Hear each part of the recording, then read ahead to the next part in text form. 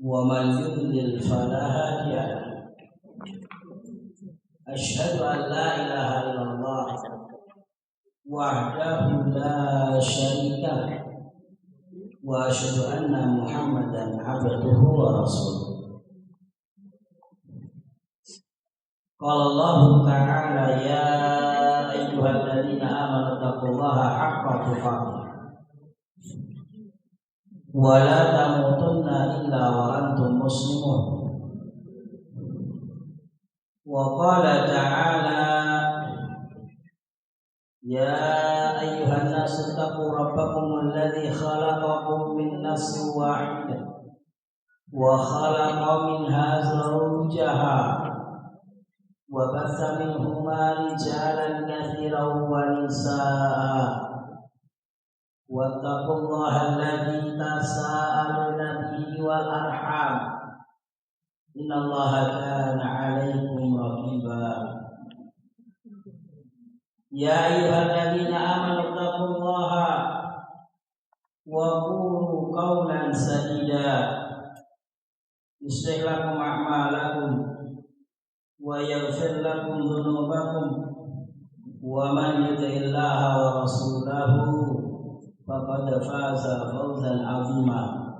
أما بعد فإن أصدق الحديث كتاب الله وخير الهدى هدى نبينا محمد صلى الله عليه وسلم وشر الأمور محدثاتها فإن كل محدثة بدعة وكل بدعة ضلالة وكل ضلالة في النار. أوصيكم ونفسي بتقوى الله عز وجل فقد فاز المتقون. الأخوات والأمهات عزني الله وإياكن جميعا. Alhamdulillah الذي بنعمته تتم الصالحات. Segala puji hanya milik Allah yang dengan nikmat dan karunia-Nya yang Allah berikan kepada kita semua menjadi lebih maksimal amal saleh yang bisa kita lakukan. Salawat dan salam teraturkan kepada junjungan kita Nabi Muhammad sallallahu alaihi wasallam, kepada keluarganya, kepada para sahabatnya, dan kepada siapapun yang berusaha mengikuti petunjuk beliau sallallahu alaihi wasallam hingga yaumil qiyamah. Jemaah sekalian rahimani wa rahimakumullah, a'azzani Allah wa iyyakum jami'an. Sebelum kita melanjutkan kajian kita membahas tentang masih di bab al-imanu bi qadarillah, rukun iman yang keenam, yaitu iman kepada takdir Allah Subhanahu wa taala yang belum selesai. Maka di kesempatan Syawal yang berbahagia ini, marilah kita sama-sama berdoa kepada Allah Subhanahu wa taala. Semoga Allah Subhanahu wa taala menerima segala amal soleh yang kita lakukan di bulan Ramadan yang lalu.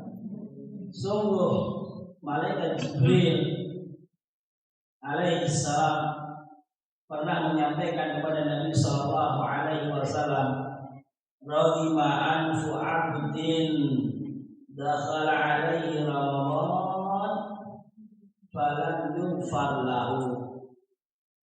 Fakultu amin. Malaikat Jibril menyampaikan kepada Nabi SAW, celaka seseorang yang dia mendapatkan bulan Ramadan, di mana bulan Ramadan adalah bulan yang penuh dengan kemuliaan dan keistimewaan, yang di dalamnya dibuka pintu surga, ditutup rapat pintu neraka dan dibelenggu syaitan. Namun seorang tersebut tidaklah mendapatkan ampunan sedikit pun dari Allah Subhanahu wa taala. Maka kata Jibril alaihissalam, rahima anfu abdi, Ma'asyiral muslimin, azza Allah wa iyyakum jami'an. Maka Rasulullah mengaminkan, amin. Bukan ya Allah. Maka celaka orang yang tidak mendapatkan ampunan Allah Subhanahu wa taala di bulan Ramadan, di mana kita memperbanyak minta ampun kepada Allah Subhanahu wa taala. Kemudian dari kenikmatan kegiatan Ramadan yang sudah kita lakukan dengan maksimalnya kita di dalam ketaatan kepada Allah Subhanahu wa taala, sungguh para ulama memberikan barometer ciri-ciri akan kebaikan yang kita lakukan. Bahwasanya kebaikan itu adalah sebuah kebaikan. Kebaikan itu adalah kebaikan yang barak. Kata para ulama, min samaratil hasanah atau min sawabil hasanah al hasanatu ba'da. Daripada ganjaran sebuah kebaikan yang kita lakukan adalah bisa terlaksananya kembali kebaikan-kebaikan tersebut sesudahnya dan sesudahnya dan sesudahnya, berikutnya dan berikutnya dan berikutnya. Maka ketika di bulan Ramadan kita bisa maksimal di dalam ketaatan kepada Allah Subhanahu wa taala, maka di antara keberkahan apa yang telah kita lakukan di bulan Ramadan tersebut, maka di bulan Syawal dan seterusnya kita masih terus istiqomah di atas ketaatan kepada Allah Subhanahu wa taala. Biarlah Ramadan telah berlalu, namun iman ini jangan sampai lesu. Azza Allah wa iyyakum jami'an. Kenapa? Karena perintah Allah Subhanahu wa taala kepada hamba tentang bahwasanya hamba itu haruslah beribadah kepada Allah Subhanahu wa taala, haruslah menyembah Allah Subhanahu wa taala hingga meninggal dunia. Ketika Allah Subhanahu wa taala berfirman, wa'bud rabbaka hatta ya'tiyakal yaqin. Dan sembahlah Allah, ibadahlah kepada Allah sampai datang al-yaqin, ay al-maut. Kemudian sifatnya orang-orang beriman tentang amal soleh mereka, bagaimana Allah Subhanahu wa taala tunjukkan, sebutkan di dalam surah Al-Mu'minun ayat 60, bagaimana Allah menggambarkan orang-orang beriman itu ketika selesai beramal, selesai melangsungkan amalnya. Alladzina yu'tuna ma ataw wa qulubuhum wajilah annahum ila rabbihim raji'un.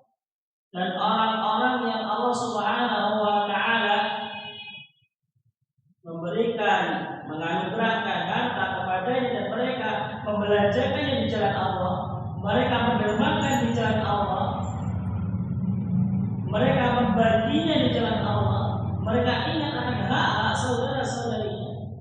Di sini Allah memberikan contoh di antara amal soleh adalah mendermakan harta atau mensedekahkan harta atau menginfakkan harta. Karena itulah sesuatu amalan yang di antara amalan yang sangat besar pahalanya adalah mendermakan harta. Sebagaimana apa yang dialami oleh orang-orang yang sudah meninggal, mereka minta waktu sedikit kepada Allah Subhanahu wa taala agar bisa mendermakan hartanya. Dan di bulan Ramadan begitu kita melihat mudahnya kaum muslimin di dalam mendermakan harta mereka, banyaknya, sedangnya, sedikit, dengan mudahnya mendermakan harta mereka dalam bentuk yang bervariasi, mulai berbagi iftar, berbagi takjil, atau mendermakan dalam bentuk yang lain. Jamaah sekalian rahimani wa rahimakumullah. Namun bagaimana sifatnya yang beriman tadi? Mereka orang yang mendermakan hartanya daripada harta yang mereka dikaruniai Allah Subhanahu wa taala, wa qulubuhum wajilah. Tapi hati mereka bergetar. Mereka sudah beramal dengan mendermakan hartanya, tetapi hati-hati mereka bergetar. Wa qulubuhum wajilah annahum ila rabbihim raji'un. Mereka sadar bahwa mereka akan kembali kepada Allah Subhanahu wa taala. Ummul Mukminin Aisyah radhiyallahu taala anha bertanya kepada Nabi SAW dengan ayat ini. Kok ada orang beramal yaitu mendermakan hartanya, tapi dia takut dia khawatir sampai bentar hati. Nabi sallallahu alaihi wasallam ditanya oleh Ummuنا Aisyah radhiyallahu taala, "Ahumul ladzina yashrabuna al-khamr wa yasrifun?"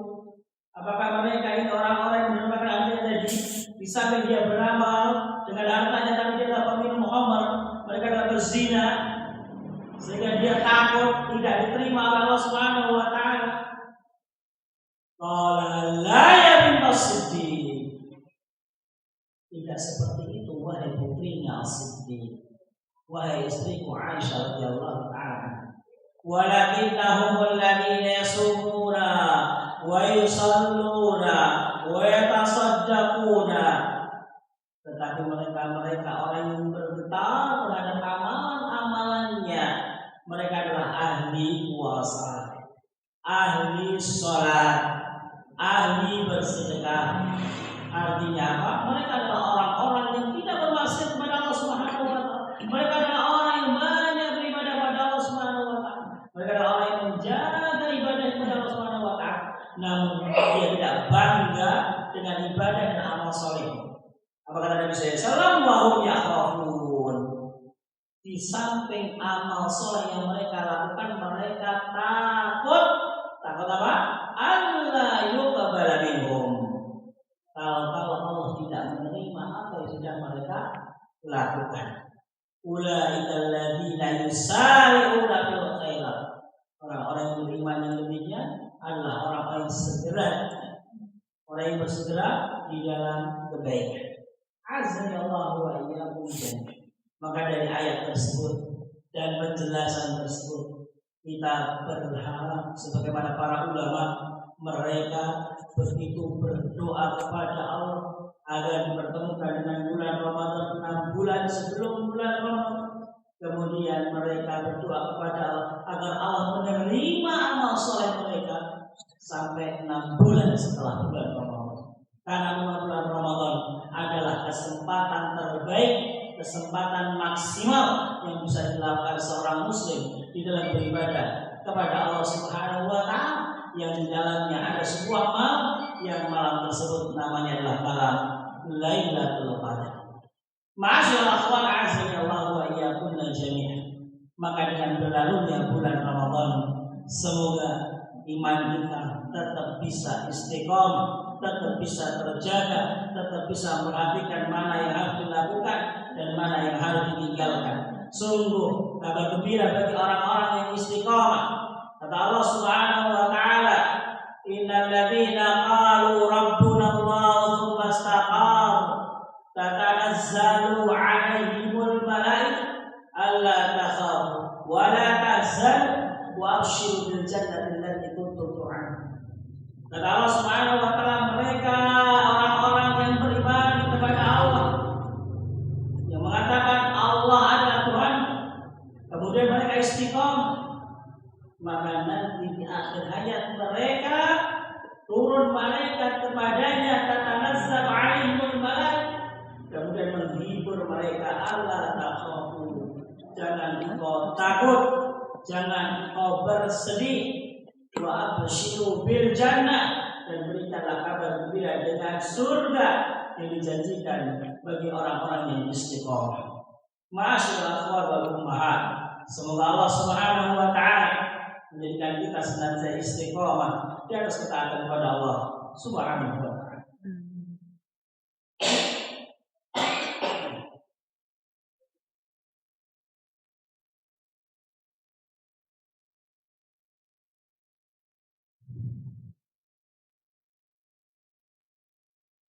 Selanjutnya kita lanjutkan materi tentang al-iman bi qadarillah, iman kepada takdir Allah Subhanahu wa taala, yang mana di pertemuan di bulan Ramadan kemarin kita telah membaca bahwa iman kepada takdir Allah Subhanahu wa taala ada beberapa maratib, ada beberapa tingkatan, dan kita sudah membaca pada tingkatan yang kedua.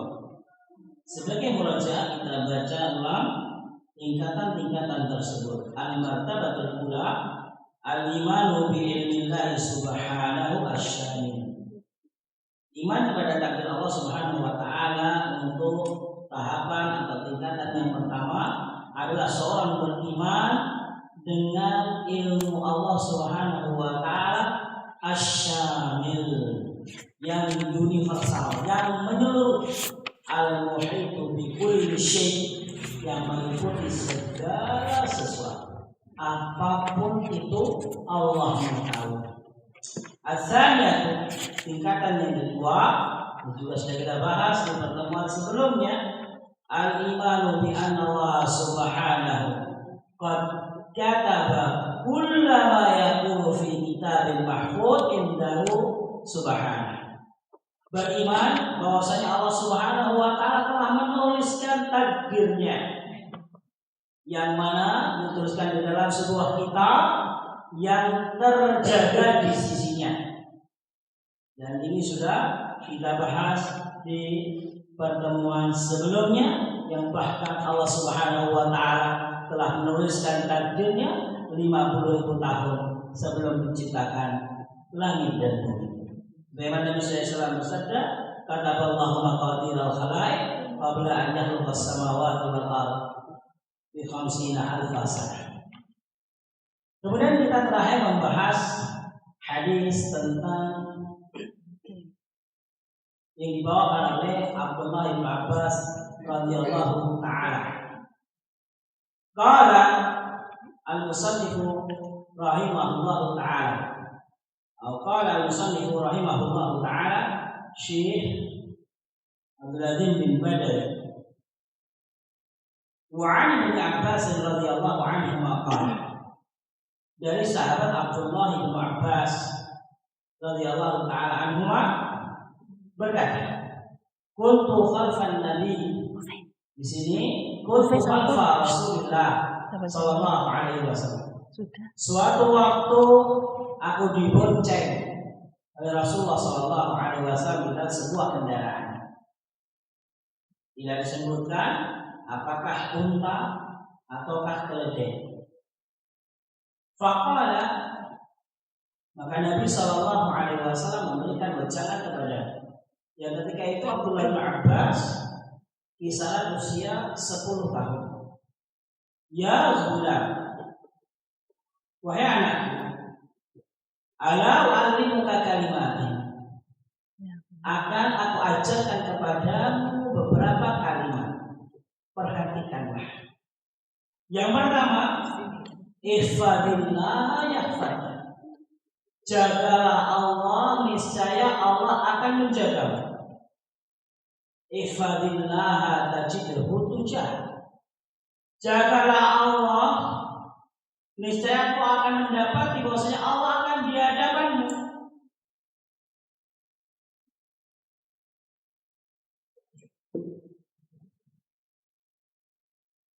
Menjaga apa yang harus dilakukan, meninggalkan apa yang harus ditinggalkan, maka Allah akan memberikan semua kemudahan-kemudahan yang diinginkan.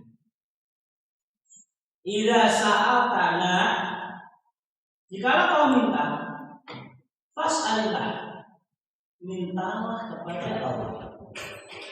Wa idza sta'anta fasta'in billah, dan jikalau kau mau meminta tolong, minta kepada Allah. Masya Allah. Rasul sallallahu alaihi wasallam mengajarkan pendidikan tauhid kepada kita semuanya selaku orang tua. Sejak dini dikenalkan kepada putra putri kita bagaimana ditanamkan tauhid, bahwasanya tidak ada yang memberikan kemudahan kecuali Allah Subhanahu wa taala. Bagaimana kita memberikan kemudahan? Maka kita jaga syariat Allah Subhanahu wa taala. Maka nasihat Rasulullah SAW adalah ifadillah ya Allah, jagalah Allah, Allah akan menjagamu nanti. Ifadillah tajidhu tujahak, diperkuat, jaga Allah nanti, niscaya akan dapat Allah di hadapan. Allah akan memberikan solusi-solusi yang terbaik. Allah akan memberikan jalan keluar. Allah akan beri kemudahan. Sebagaimana Allah sebutkan dalam ayatnya, wa may yattaqillaha yaj'al lahu makhraja. Siapa yang bertakwa kepada Allah, maka Allah akan berikan jalan keluar. Wa may yattaqillaha yaj'al lahu min amrihi yusra. Barang siapa bertakwa kepada Allah, Allah akan berikan kemudahan baginya. Azmi Allah wa iyyakum. Kemudian bagaimana minta tolong pun kepada Allah Subhanahu wa taala. Ini luar biasa. Bagaimana kadang kita selaku orang tua kita tidak mampu menuruti permintaan anak-anak kita, yang anak-anak kita tidak memahami bahwa kita tidak mampu. Maka kita ajarkan kita saat fasal. Nah, kalau minta kepada Allah. Wa idza sta'anta fasta'in billah. Jawab minta tolong, minta kepada Allah. Minta perlindungan, minta kepada Allah. Kamu takut, minta kepada Allah. Allah. Kemudian Nabi Shallallahu Alaihi Wasallam memperjelas tentang masalah iman kepada takdir Allah Subhanahu Wa Taala. Nah, wa'lam annal ummata law istama'at ala an yanfa'uka bisyai'in lam yanfa'uka illa bisyai'in qad katabahu Allahu laka walau istama'u ala an yadurruka bisyai'in lam yadurruka illa bisyai'in qad katabahu Allahu alaik. Nah, ketahuilah jikalau seluruh manusia ini berkumpul bersatu padu untuk memberikan kepadamu manfaat, untuk memberikan pertolongan kepadamu, untuk memberikan dukungan kepadamu, maka tidak akan bermanfaat sedikit pun kalau Allah tidak mentakdirkan. Karena sesuatu yang akan menimpa dirimu Allah telah takdirkan, Allah telah tulis. Dan sebaliknya, nah, jikalau mereka berkumpul bersatu padu ingin mencelakakan, ingin merosokkan, ingin menjatuhkan, ingatlah lam yadurruka illa bisyai'in. Tidak akan menimpa dirimu sedikit. Datang serang-serang bawa panah atau bawa tembak selain menembak diri, tidak akan kena kalau Allah Subhanahu wa taala tidak mengizinkan. Kenapa? Katabahallahu alaihi. Karena sesuatu yang menimpa dirimu daripada musibah itu Allah sudah catat. Rufiatil aqlam wa jaffatis. Pena telah diangkat dan lembaran telah mengering. Azza Allah wa iyyakum jami'an. Luar biasa apa yang diajarkan Nabi SAW kepada Abdullah bin Abbas radhiyallahu anhu. Dan selanjutnya kita mencontohnya untuk mengajarkan kepada putra putri kita sejak ini agar mereka tidak menggantungkan sesuatu kepada orang tuanya semata. Yang kadang orang tuanya tidak mampu, maka ajarkan kepada mereka agar mereka benar-benar mentauhidkan Allah Subhanahu wa taala, menjaga Allah Subhanahu wa taala, menjaga perintah-perintahnya, meninggalkan larangan-larangannya, minta tolong hanya kepada Allah Subhanahu wa taala, yakin dan percaya semua telah digariskan, semua telah ditakdirkan, maka akan berjalan dengan membusungkan dada, maju tak kenal di atas kebenaran. Azza Allah wa iyyakum jami'an. Kemudian kalau musannif rahimahullah taala wal martabatu tsalitsah, itu adalah hadis yang telah kita baca di pertemuan terakhir di bulan Ramadan yang lalu. Al martabatu tsalitsah, tingkatan yang ketiga daripada iman kepada takdir Allah Subhanahu wa taala. Al-imanu bi masyiatillahi wa qudratihi. An tu'mina ya Abdullah anna hadzal kauna kullahu milkun lillahi subhanahu wa anna Allah subhanahu alladhi yudabbiru amra hadzal qaumi kullahu wa anna ma syaa kana wa ma lam yasha' lam yakun wa an tu'mina bi anna masyiatallah nafidah fil ibad wa anna Allah la rada li qadar wa la mu'aqqiba li hukm wa la ghaliba li amri wa an tu'mina bi anna Allah ala kulli syai'in qadir la yujizu an syai' wa la yujizu syai'un. Azza wa jalla. Tingkatan yang ketiga daripada iman dan takdir Allah Subhanahu wa taala adalah mengimani semua kehendak Allah Subhanahu wa taala dan takdir Allah Subhanahu wa taala. Semua yang terjadi di alam ini semua adalah atas takdir Allah Subhanahu wa taala. Semua atas kehendak Allah Subhanahu wa taala. Kenapa? Karena Allah lah yang mengatur alam semesta ini. Allah lah yang memiliki alam semesta ini. Bukan kita senantiasa membaca alhamdulillahirabbil alamin. Segala puji hanya milik Allah Rabb alam semesta. Maka yang mengatur alam semesta adalah Allah Subhanahu wa taala. Maka kita mengimani bahwasanya Allah Subhanahu wa taala dengan kemampuan, dengan takdirnya mengatur alam semesta. Azza wa jalla. Apa yang Allah inginkan terjadi dan apa yang Allah tidak inginkan tidak terjadi. Dan itu harus kita tanamkan dalam diri kita. Al-martabatur rabi'ah.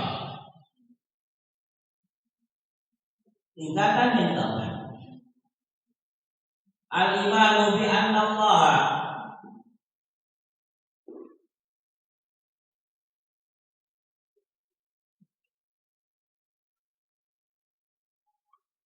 Al-imanu bi anna Allah subhanahu khaliqu kulli syai'. Beriman bahwasanya Allah Subhanahu wa taala khaliqu kulli syai', pencipta segala sesuatu. La khaliqa ghairu, tidak ada pencipta selain Allah Subhanahu wa taala.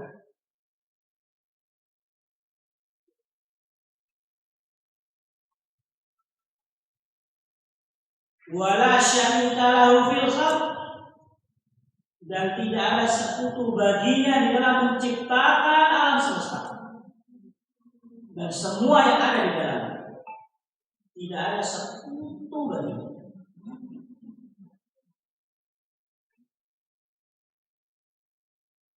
Allah Subhanahu wa taala berfirman, Allahu khaliqu kulli syai' wa huwa 'ala kulli syai'in wakil.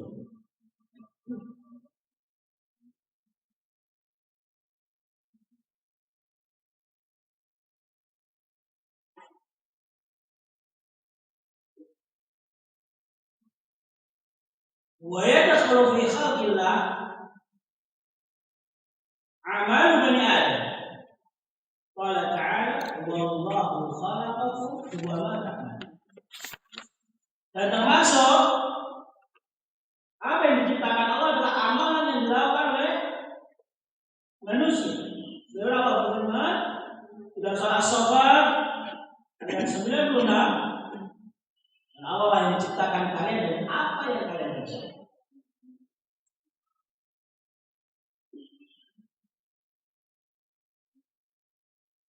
Azza Allah wa iyyakum. Itu 4 tingkatan seorang beriman kepada takdir Allah Subhanahu wa taala. Yang pertama adalah iman dengan ilmu Allah Subhanahu wa taala yang universal, yang menyeluruh, yang meliputi segala sesuatu. Yang kedua, mengenai bahwasanya Allah telah menuliskan takdirnya di dalam sebuah kitab yang terjaga di sisinya, yang Allah tuliskan 50.000 tahun sebelum penciptaan langit dan bumi. Yang ketiga, iman bimasyiatillah wa qudratih. Iman terhadap masyiah Allah dan takdirnya Allah Subhanahu wa taala, apa yang Allah inginkan terjadi dan apa yang Allah tidak inginkan tidak terjadi. Kenapa saya mengiman bahwasanya Allah Subhanahu wa taala menciptakan segala sesuatu, tidak ada pencipta selainnya dan tidak ada sekutu baginya apapun ataupun sesuatu pun. Dan Allah Subhanahu wa taala menciptakan makhluk serta amalan yang dilakukan anaknya. Selain Allah Subhanahu wa taala berfirman, "Wallahu khalaqakum wa ma ta'malun."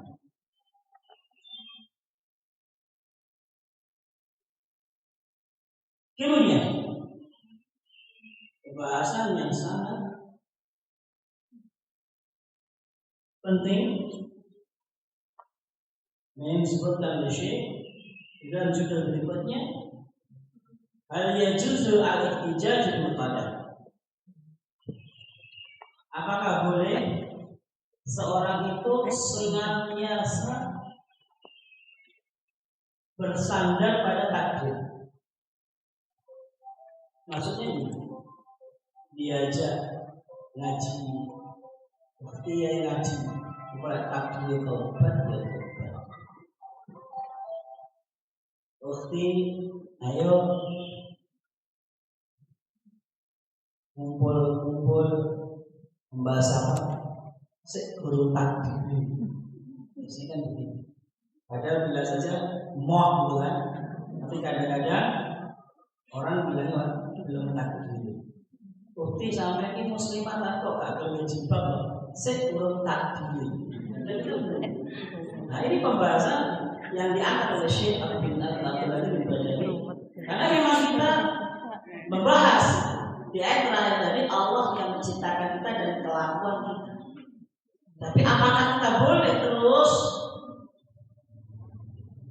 berlindung dengan atas nama takdir? Nah, qala musannif, idza 'alimna anna Allah khaliqu kulli syai' wa a'malina bil khalqina fa yajuzu ihtijaj bil qadar.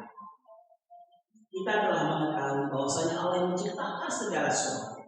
Bahkan Allah yang menciptakan amalan-amalan kita, perilaku-perilaku kita. Maka apakah boleh seorang al-ihtijaj bersandar dengan atas nama takdir bil qadar? Bahasa men kok gak sholat takdir ini takdir saya lepas atas nama takdir. Al-jawab, kata Syekh, apakah boleh seorang menyandarkan segala sesuatu dengan takdir dengan contoh-contoh yang semisal? Anahari syubhat aradan lil musyrikin fi kulli ummah fi kulli zaman wa qad abtalah Allah subhanahu wa ta'ala qa'ila wa qala ta'ala sayaqulu alladhina ashraku law syaa ma ashraqna nahnu wala aba wala haramna min syai' akhir ayat. Sesungguhnya beralasan bersandarkan atas nama takdir seperti tadi adalah sebuah syubhat yang harus dihindari. Ini takdir. Tetapi keimanannya terhadap Allah Subhanahu wa taala justru untuk kebaikan dan terus kita mengejar takdir yang baik, bukan dibalik untuk meninggalkan kewajiban, menerjang larangan. Ngapa kalau sampai saya kayak ini, takdir saya ingin kita. Padahal tahu hukum ini haram.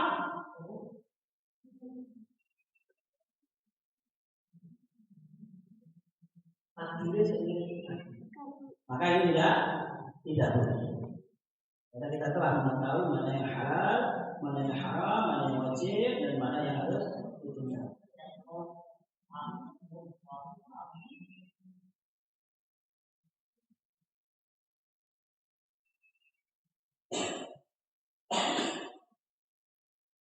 Kemudian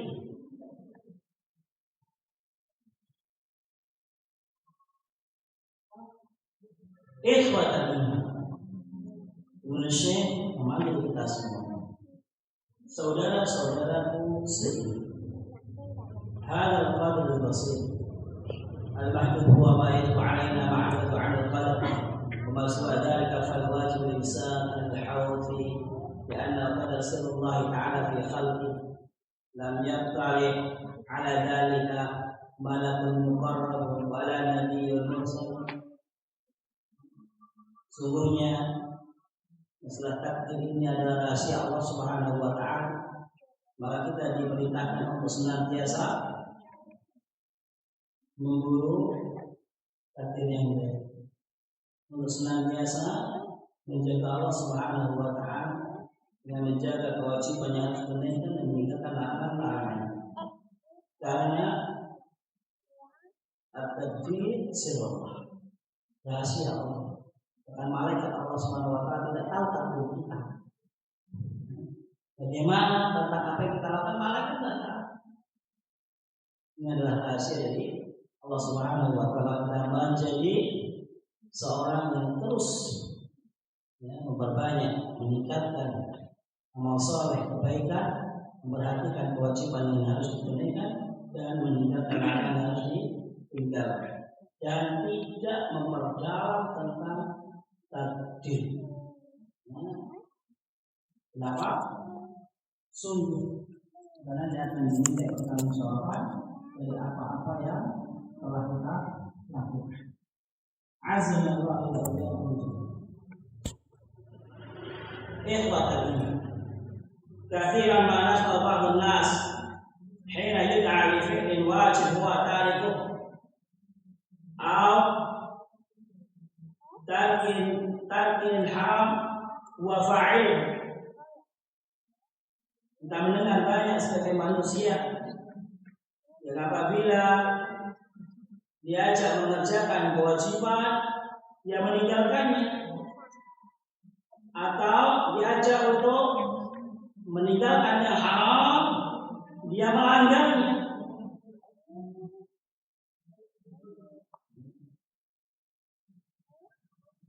Maka jangan bersedih ketika kita mengajak saudara-saudari kita agar mereka menjadi pribadi yang taat kepada Allah Subhanahu wa taala, agar mereka melakukan kewajiban dan tidak meninggalkan, agar tidak menerjang hal yang diharamkan. Maka kata Syekh, yang tidak bersedih.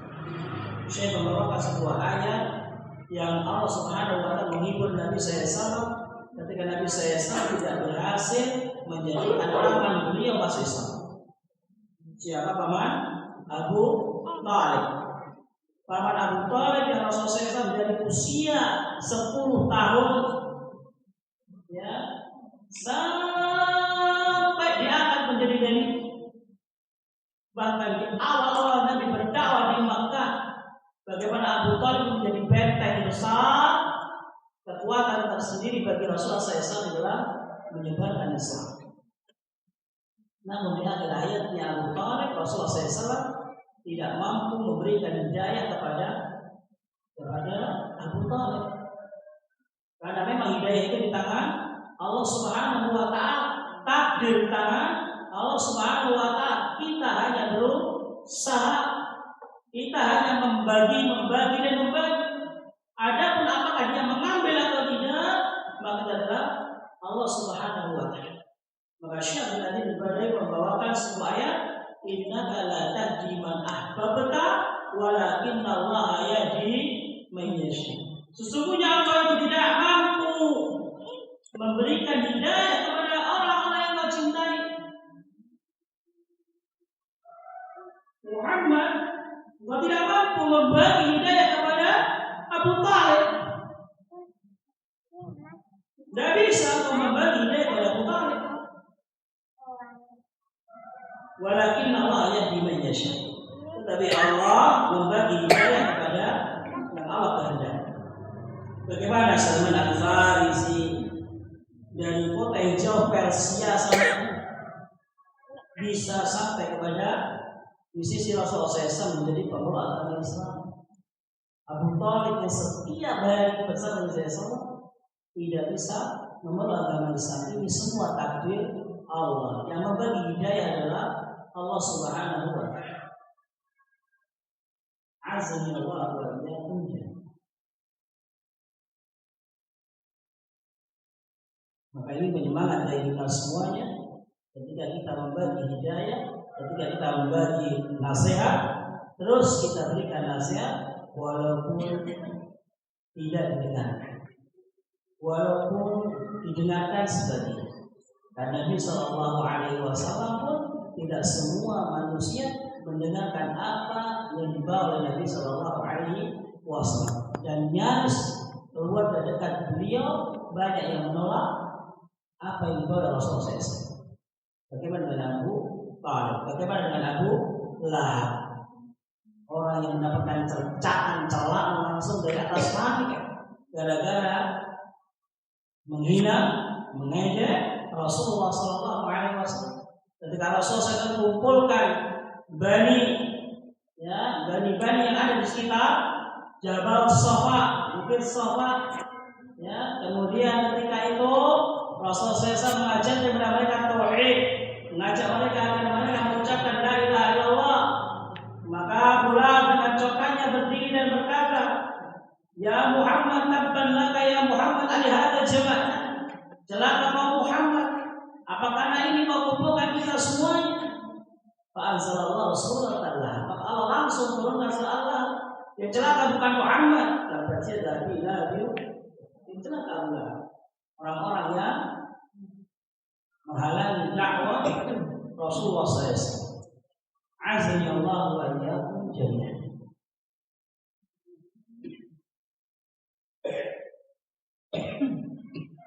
Maka dari situ, dari ayat tersebut kita mengetahui bahwasanya hidayah itu ada dua.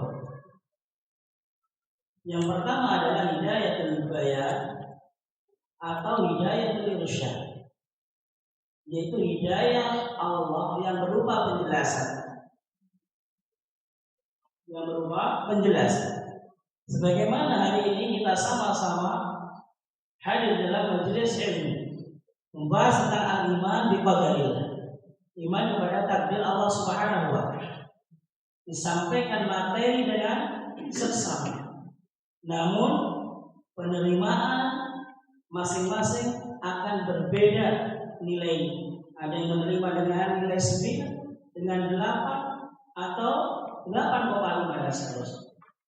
Yang membagi hidayahnya adalah Allah Subhanahu wa Ta'ala. Kemudian yang kedua adalah yang namanya hidayatul taufik. Hidayah taufik adalah kekuatan hati untuk melakukan sesuatu yang didapatkan, mengamalkan sesuatu yang telah didapatkan. Yang hidayatul taufik. Kita mengetahui bahwasanya ini adalah sesuatu yang haram, tapi tadi kita masih melakukan. Jadi kita belum dapat hidayatul taufik.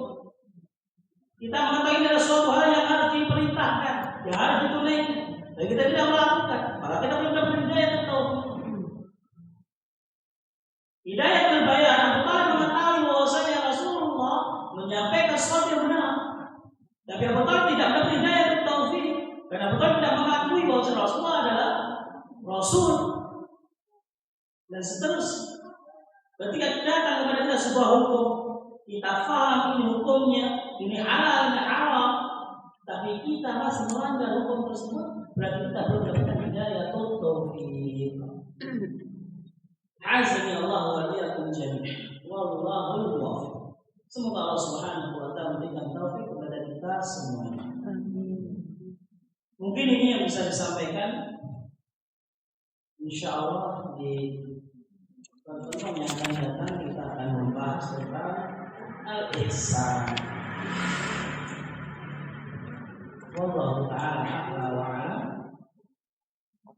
Sebelum ini mungkin ada 1-2 pertanyaan, barangkali bisa dijawab. Kalau tidak bisa, ditanyakan ke asal hidayah. Jazakumullahu khairan. Bila itu dari keluarga wa berdakwah alhamdulillah.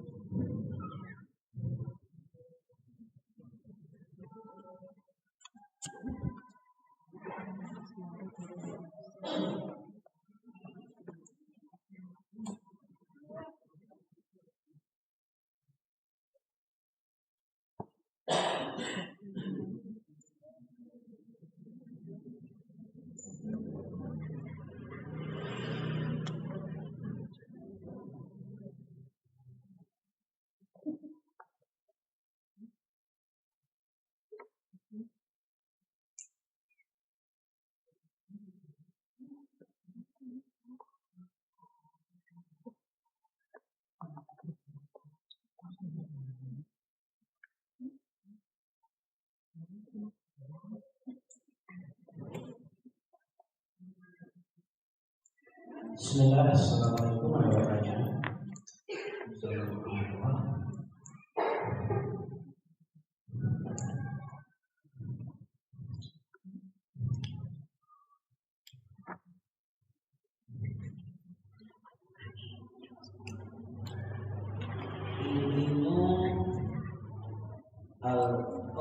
Ini al-um menanyakan tentang puasa Syawal yang tidak selesai karena hari-hari Syawalnya dipakai untuk mengganti atau mengganti puasa Ramadan. Perlu diketahui jamaah sekalian, keutamaan puasa Syawal, hari Syawal sebenarnya Rasulullah SAW sebutkan, man shoma Ramadan thumma atba'ahu sittan min Syawal kasiyami dahar. Siapa yang berpuasa Ramadan kemudian dia puasa 6 hari di bulan Syawal, ya, maka dia satu puasa setahun penuh. Maka sesuai konteks hadis, hukum asal puasa Syawal adalah ditunaikan setelah puasa Ramadan. Namun bagi sebagian wanita, dikarenakan puasa Ramadan mempunyai hutang yang sangat banyak, sehingga nyaris ketika bulan Syawal ia gunakan untuk mengganti bulan Ramadan, maka Syawalnya habis, atau kalau dapat Syawal nanti tidak sempurna. Wallahu a'lam. Sejauh yang saya ketahui, yang pertama, tinggi-tingginya derajat puasa Syawal adalah puasa sunnah. Maka ketika seorang sudah mengoptimalkan diri hingga terakhir bulan Syawal, namun tidak selesai dikarenakan butuh yang seperti yang disampaikan, waktunya habis, insya Allah Subhanahu wa Ta'ala akan tetap memberikan ganjaran kepadanya. Kemudian bila mana, misalnya seperti hari ini kita masuk 16 Syawal, seorang akhwat mempunyai hutang puasa 20 misalnya, maka tidak mungkin nanti dia puasa Syawal. Maka menurut hemat kami adalah puasa Syawalnya digenapkan. Puasa Syawalnya bisa digenapkan. Dan Ramadan itu tidak wajib harus selesai di bulan Syawal. Karena di sana ada hadis Aisyah radhiyallahu ta'ala, bahkan Ummul Mukminin Aisyah radhiyallahu ta'ala, ya, di suatu waktu mengkodok bulan puasa atau mengkodok puasanya itu nyaris mendekati bulan Rajab atau Syawal. Azza Allah wa iyyakum. Jadi kalau harus memilih, wallahu a'lam, yang paling sempurna tentu sesuai hadis puasa Ramadan, yaitu puasa Syawal. Adapun kalau tidak sampai selesai karena seperti yang disampaikan, insya Allah Allah mencatat sesuatu yang telah dia usaha. Dan itu mudahnya agama Islam. Allah Subhanahu wa Ta'ala mencatat semua amal kita karena niat-niat yang sudah kita tunaikan, niat-niat yang sudah kita niatkan. Innamal a'malu sebagaimana seorang yang biasa sholat sunnah, namun suatu waktu dia tidak sholat sunnah, maka Allah tetap memberikan ganjaran sholat sunnah karena dia tidak sholat sunnah karena uzur. Azza Allah wa iyyakum. Wallah.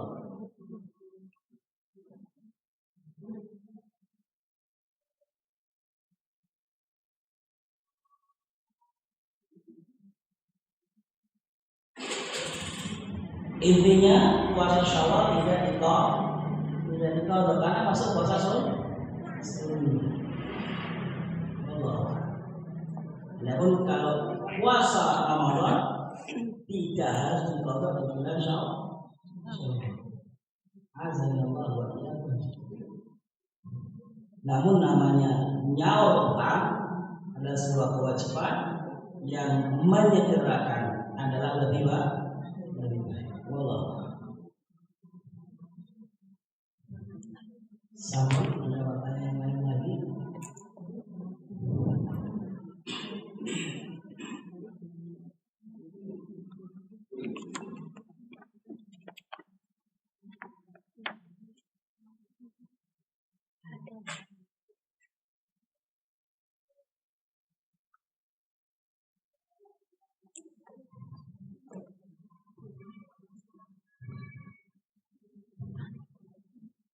Kalau tidak ada pertanyaan lain, ada.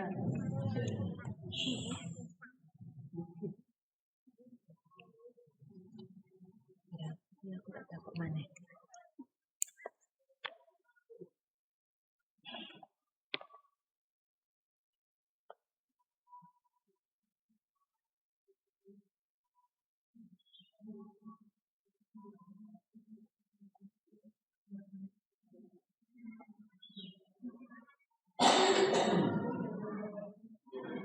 Assalamualaikum warahmatullahi wabarakatuh. Bagaimana jika kita berada pada lingkungan yang banyak majelis syubhatnya? Mohon nasihatnya. Nasihatnya sebagaimana yang disabdakan Nabi Sallallahu Alaihi Wasallam, al-mar'u ala dini khalilihi. Seorang itu berada di atas agama bestinya, teman dekatnya. Apa kata Nabi? Falyanzur ahadukum man yukhalifu. Maka pastikan kepada siapa kita mengambil teman dekat. Kemudian di dalam bermuamalah untuk kita tetap bermuamalah, berhubungan dengan manusia dengan akhlak yang baik. Wallahu ta'ala a'lam wa a'lam. Pilih-pilih teman dan sering-sering mendatangi majelis-majelis yang ada, majelis offline, kajian-kajian yang ada bersama teman dan sahabat yang saling menguatkan. Wallahu ta'ala a'lam wa a'lam.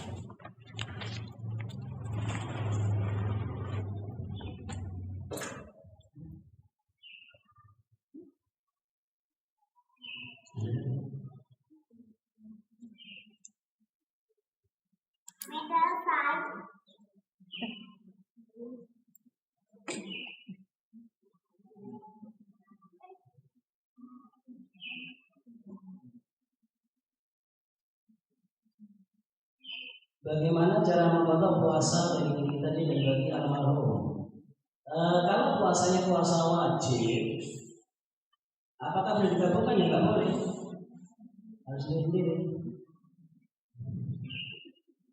Karena ibadah wajib milik sendiri-sendiri, sebagaimana umroh, haji nggak boleh berperang kita haji, niat haji juga untuk orang tua. Kita haji dulu, baru tahun kemudian kita haji untuk orang tua. Nggak boleh sekali berangkat dua ibadah dilakukan sama-sama.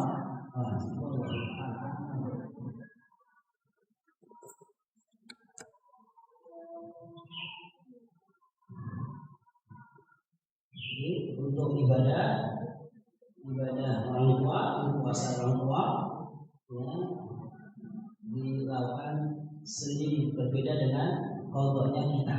Karena kita punya utang, orang tua punya utang, berarti utangnya satu pun dua dari digabungkan jadi satu.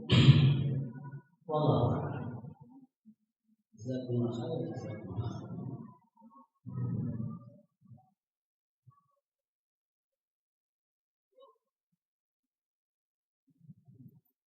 Ada pertanyaan lagi dari sebelah kanan, tidak pernah ada pertanyaan.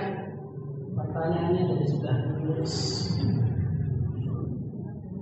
Sebelah kanan jelas sampai tidak ada pertanyaan. Nah, bila tidak ada pertanyaan kita cukupkan dengan doa kafaratul majlis. Subhanakallahumma wa bihamdika asyhadu an la ilaha illa anta astaghfiruka wa atubu ilaik. Wa akhiru da'wana alhamdulillahi rabbil alamin. Wabillahi taufiq wal hidayah wal ridha wal inayah. Wassalamu alaikum warahmatullahi wabarakatuh.